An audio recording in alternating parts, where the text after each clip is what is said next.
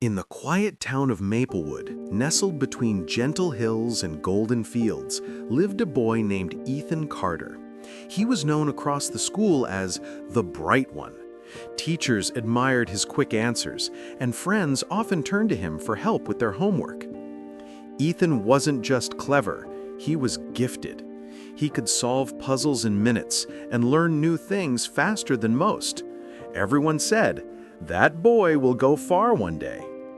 And Ethan truly believed it. His dream was big. He wanted to become a neurosurgeon, someone who could heal the mind and understand its mysteries. He often pictured himself in a white coat, saving lives and making his parents proud. Everything seemed perfect, but there was one small problem, a problem that slowly began to control his life. Ethan couldn't control his own mind. Whenever he sat down to study, his thoughts started running wild. One moment, he was reading a biology chapter. The next moment, he was scrolling through social media, watching videos, or daydreaming about the future he hadn't yet built. Every night he told himself, "It's okay, I'll study tomorrow, there's still time." But tomorrow never came. Days turned into weeks, and weeks turned into months. Ethan's notebooks gathered dust, while his phone became his closest companion. His grades started to slip quietly, but he didn't notice. Or maybe he just didn't want to. His parents reminded him, "Ethan, talent is nothing without effort."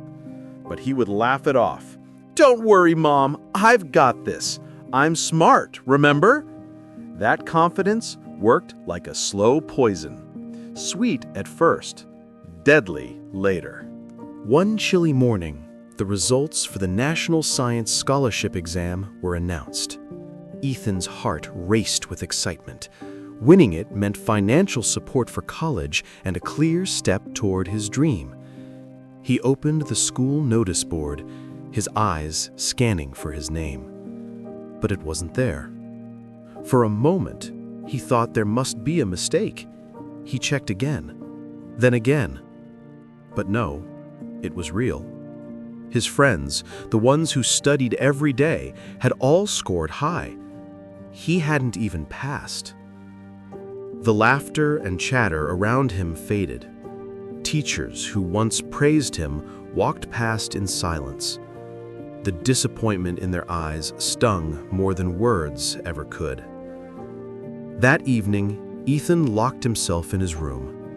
He didn't touch his phone, didn't turn on the lights. He just sat on the floor, staring blankly.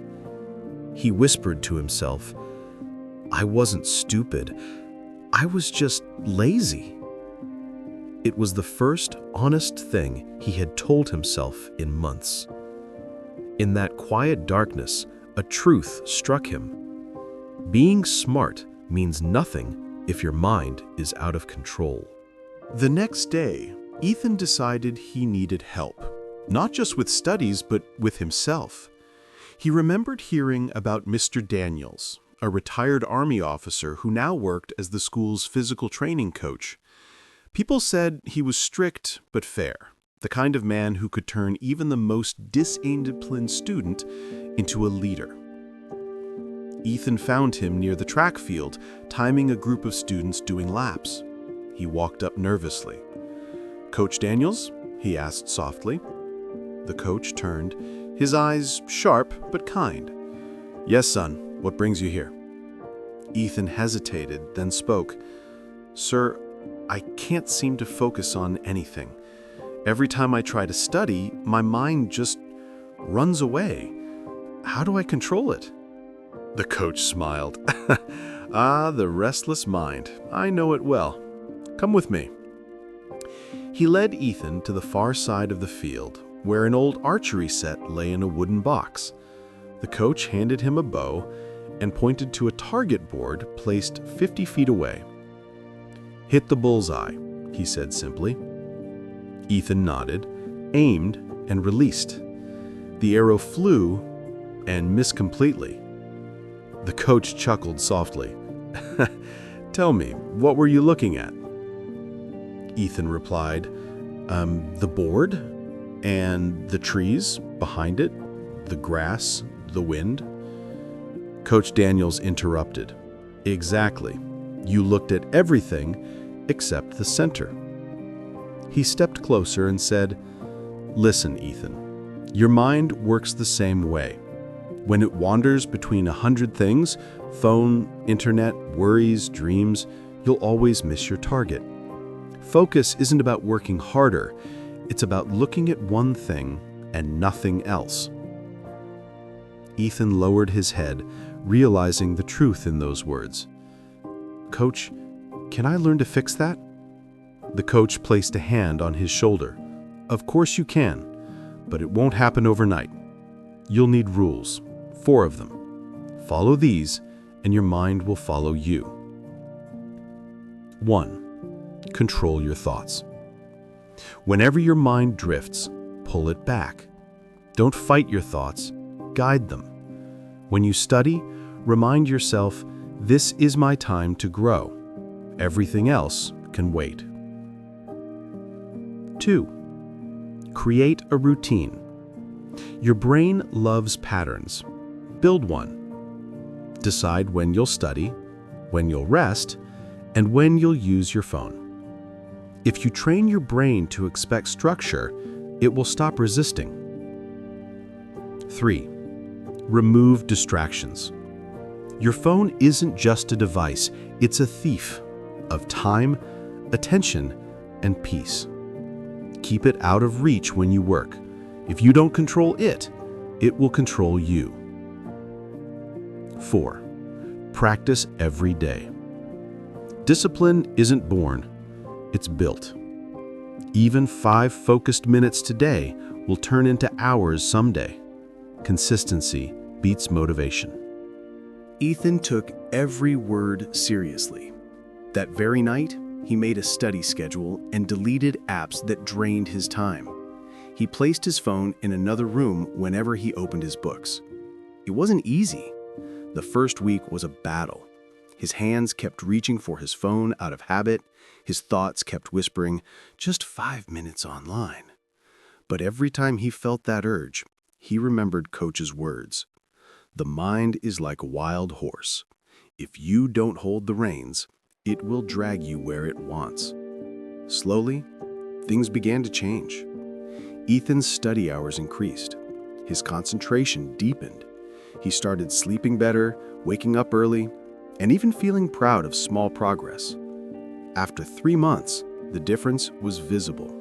His teachers noticed, his parents smiled more often, and for the first time, Ethan felt peace. Not because of success, but because he had learned to control himself. A year later, the results for the National Science Scholarship exam came again. This time, Ethan wasn't anxious. He knew he had given his best, with focus, discipline, and heart. When he saw the result, he froze. Rank 1, Ethan Carter.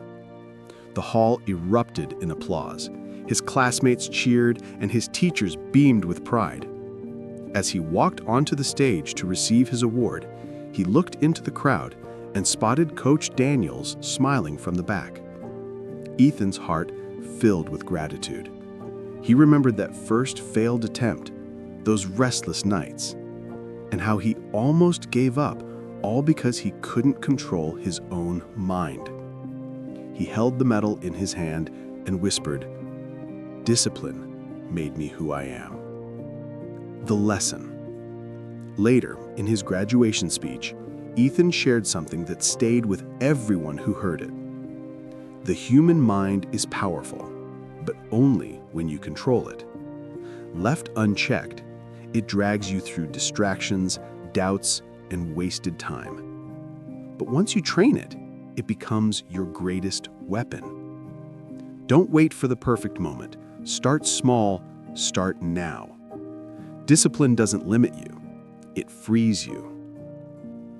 Epilogue. Years later, Ethan did become a doctor, not just any doctor, but one who specialized in mental health and neuroscience. He helped young students and patients who struggled with the same restless thoughts he once had. Every time someone asked him, "How did you do it?" he would smile and say, "It all began the day I learned to aim at the center and nowhere else." Moral of the story: intelligence gives you potential. Discipline turns that potential into reality. Control your mind, or it will control you. If you believe this story can inspire someone to overcome laziness and find their focus, don't forget to like, share, and subscribe. And remember, success doesn't come from talent alone. It comes from training your mind every single day.